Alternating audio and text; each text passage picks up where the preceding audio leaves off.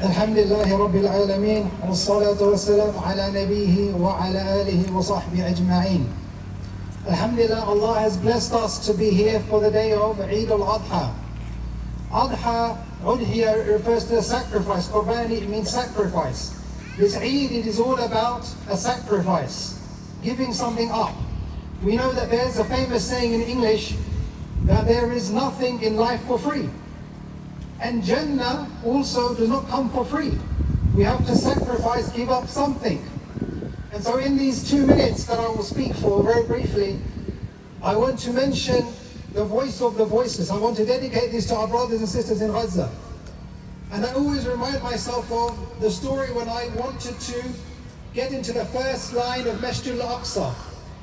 And I went early, I went at Tahajjud time. And we know that in many parts of the world you have an adhan for Fajr and an adhan for Tahajjud about an hour before Fajr starts.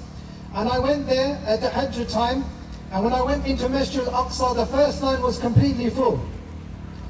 So I thought the next day I'm going to go half an hour earlier. So I went half an hour before Tahajjud, and the first line was completely full. The third day, I said to myself, I'm going to go 1 hour before Tahajjud adhan. I went there into Masjid Al-Aqsa, and the first line was completely full. All are Palestinians. This is the iman that they have in their heart. This is the optimism they have in their heart. And we as Muslims, despite the difficulties, the things that we see on our phones, on the difficult situations, on our TV screens and on our computers, we always have to be optimistic. The glass as a Muslim is always half full. And Allah subhanahu wa ta'ala mentions in many places in the Quran that history repeats itself. And I'll give the example of the Prophet Yusuf alayhi salam. Yusuf alayhi salam, he was betrayed by his brothers.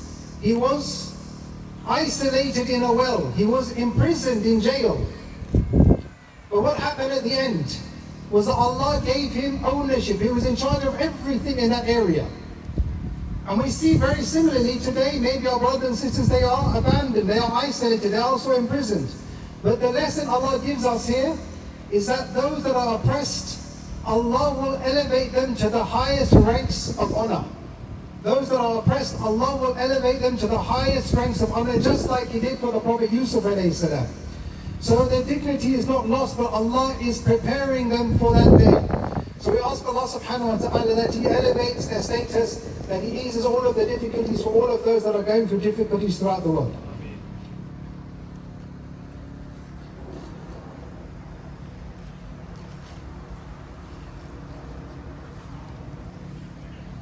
Alhamdulillahi Rabbil Alameen, wassalatu wassalam ala nabihi wa ala alihi wa sahbihi ajma'een.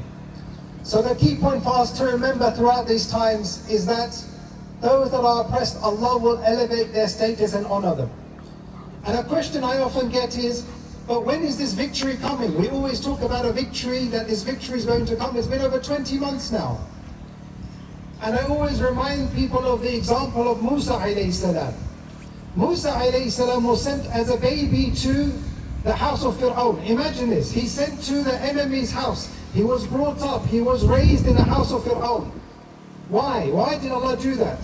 Because it was only many years later Musa alayhi salam came back and took the people away from Fir'aun. Because Musa alayhi salam, he grew up in that environment. He knew the people, he knew the situation in that particular area.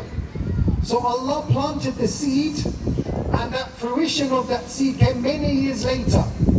And this is what Allah tells us, that the seeds are being planted and the fruition will come later on. We only see the pixel, but Allah sees the entire picture as to when it is best for that victory to come. And so Musa alayhi salam, later on when he came back and he took the people out, what happened? He got to the sea. In front of him is the sea. Around him they are surrounded by Fir'aun on their horses. They are outnumbered, they are outgunned. Again, very similar to our situation now. People are surrounded, they're outnumbered. And what happened? Allah opened a path when nobody expected a path to be open. So the lesson for Eid al-Adha, the Eid of sacrifice, is that if we want a place in Jannah, we also have to give something. As I mentioned, nothing comes for free. Jannah is the most important thing in our lives. It does not come for free. We have to give something up. whether it's giving up certain food or drink, whether it's, for example, giving up time to make dua, whether it's giving a small donation, giving up something from our wealth. This is what Allah wants to see from us, and this will testify for us as our ticket for Jannah.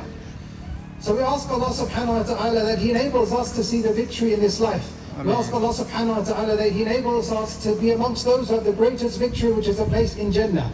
We ask Allah subhanahu wa ta'ala that He alleviates all of the difficulties throughout the world for all of those going through difficulty. ربنا آتنا في الدنيا حسنة وفي الآخرة حسنة وقنا عذاب النار. ربنا لا تزغ قلوبنا بعد إذ هديتنا وهب لنا من لدنك رحمة إنك أنت الوهاب. اللهم اغفر لنا ذنوبنا وإسرافنا في أمرنا وثبت أقدامنا وانصرنا على القوم الكافرين.